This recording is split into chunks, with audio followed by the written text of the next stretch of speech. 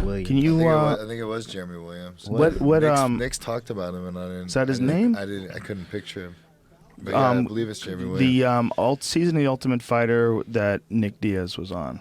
I think I. I mean, that Jeremy Jones, Jackson. Jeremy Jackson. Jeremy Jackson. That's right. Was it Nate Diaz? Nate Diaz's year? Nick. It wasn't It was Nick. No, Nick fought him. It was Nick yeah, but fought Nick him. wasn't on The Ultimate Fighter.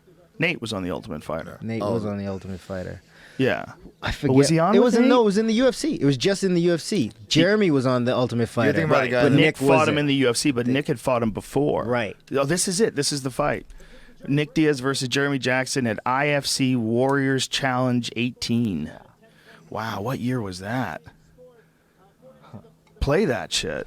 That was his claim to fame on the show, that him and Nick Diaz had that beef. Right. Jeremy Jackson. That's who it is. Jeremy Jackson had nasty hands, man. He was a really good boxer. Yeah, I asked Nick one time. Who was the hardest to ever hit him, and he said he didn't say who hit him the hardest. He just said that Jeremy Jackson hit hard as fuck. See, if you watch like his striking here, he was good, man. Yeah, he was a good. clean boxer. And they were both super young. I think Nick was 18, if I remember right. He was close to it at least. I think they were both pretty young here, man. But and then Nick went on to, I think Nick beat him by submission and beat him by decision. Did he fight him 3 times? I think they had a trilogy. I think Nick won them all though. No, I don't. I think Jeremy stopped him. Huh. I think he stopped him in this fight. I think this was the first fight that Nick ever lost.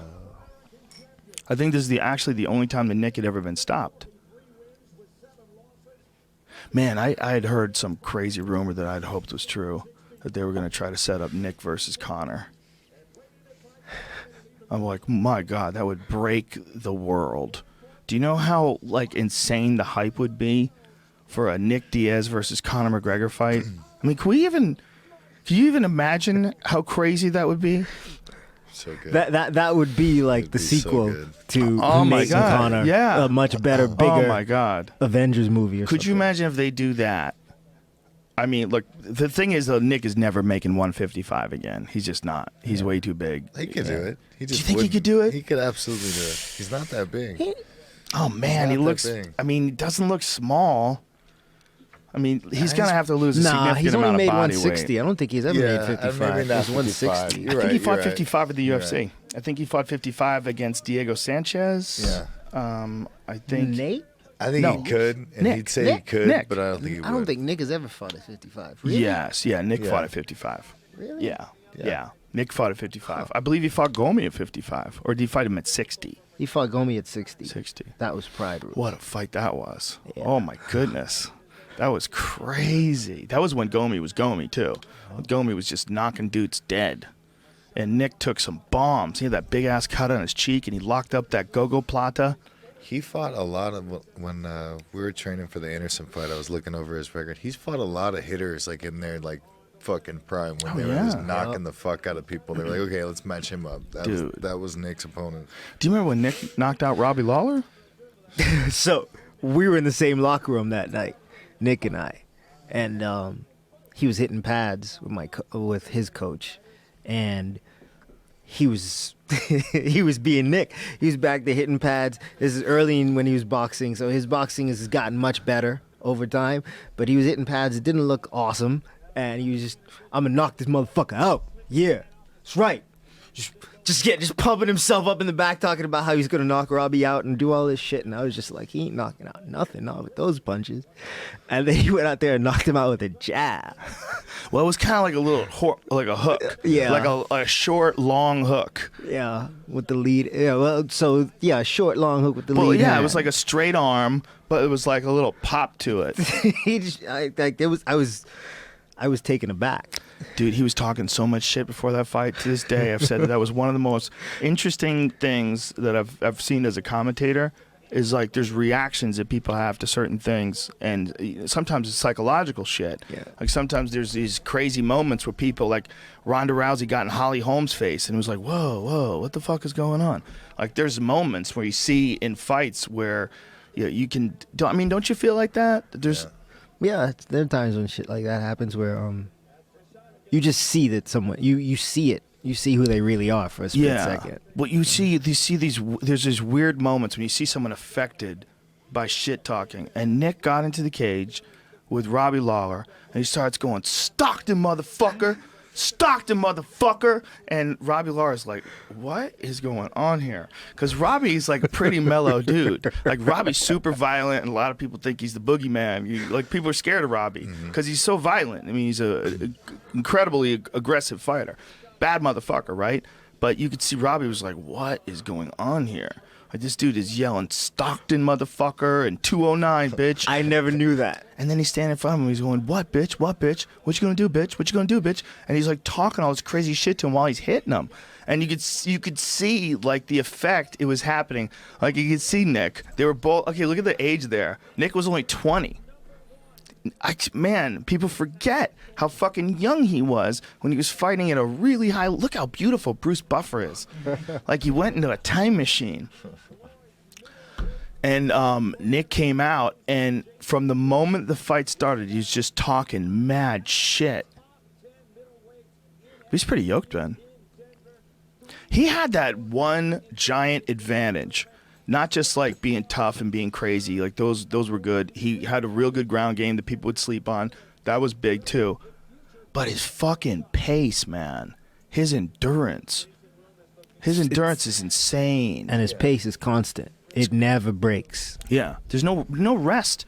And it's incredible how quickly it would sap guys. Well, you could see it just drain them. What's like, I think like where I was at 20, like what I was into at 20, and like at 20 he's that kid that was on like the cross country team and the fucking swim team in the summertime, and him and his brother go mountain biking all day long as kids, you know. Yeah. And he's fighting at that high level. Impressive. Yeah. Yeah, man. His extreme endurance and his participation in triathlete events, and he's done Ironmans, I think, and I think he corrected me. I said on a podcast once that he had swam back and forth from Alcatraz twice. He said 5 times. He's done it 5 times. Dude. I swear he was making fun of Nate. I swear to God he was making fun of Nate like a week ago or 2 weeks ago. We were talking about this, and he's like, Nate's never done never done Alcatraz. I've done it like 4 times, 5 times. Look, he's talking to him. He's like, "What, bitch? What, bitch?" He's like, Nate's never done it, so he's a pussy because he never swam from shit Alcatraz. Like that. Like, he was just, dude, that is shark-infested water. That is like That's legitimately 100% shark-infested water. You're not just swimming. You're swimming through the habitat of one of the great monsters of Earth. Look, he just clipped him with the right hand there. Look at this.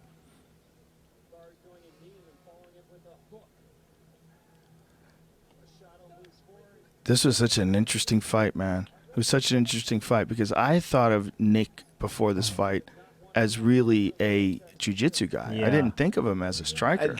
That same here. That's why I was thinking when he said he was gonna knock this motherfucker out. I was like, Well, he started getting really good at boxing when he went over to Strikeforce. The Strikeforce version of Nick Diaz was like some of the best Daly? boxing. Oh yeah. I love that fight. Yeah. Yeah. Wasn't he at Elite XC too? yep. yeah. God damn. See, that's the fight. If I was the guy with the cash, listen, guys, let's just do this. Conor likes fighting at 170. Guess who else likes fighting at 170? Nick fucking Diaz. Come on. But I mean, maybe Nate would get pissed. His brother stepping in and fighting him. Nah, they ain't. They seem like they're one and the same. They're symbiotic, man. But do you think like here, like this is like there's the shot. Yep. Wow, that's crazy. Show that again. There's a short right hook there that stung him. This is it's a fun time capsule, right? To go back and watch fights from that long ago. Yeah. It's funny because I'm working. Here it comes. Yeah. See, he had stung him with a punch before that. Before he circled into that. How he goes after him. Yeah. Wow. That was the birth of Nick Diaz in the UFC, really. That was where people got excited about him. I rolled with Nate for the first time during that fight week. 'Cause Oh, yeah? Nate was there with Nick. I just remember it now. Nate was there with Nick. I went down. My team wasn't there for a while, and I went down to the workout room. I was just jumping rope, and Nick was like, "Hey man, that's all you're gonna do?" I was like, "Yeah, my team's not here yet." He's like, "You want someone to roll with?" He's my brother's here, so I roll with Nick. I roll with Nate, and he's really good. Then he was like 17. He's really good though. Yeah, you don't see their ground game that often because they like to strike. Like the entire last fight with Conor was almost entirely stand-up fight. But when you see him, when he gets guys to the ground, like the way he went through Conor, that whole sequence of beating him up, taking his back, and then choking him, Yep. that was very sharp. Yeah. I mean, there's no room, there's no fat in there. There's no room in there. Yeah, and you can see it. It was for him. It was flawless. It was he'd done that a million times before. He has 10,000 hours of that. For Yeah, sure. 100%. Yeah, yeah. I mean, and there's really almost no substitute for that. But there's so many fucking good fights to be made now. I mean, nobody's even talking about Michael Johnson is going to fight Nurmagomedov. Michael Johnson's a bad motherfucker.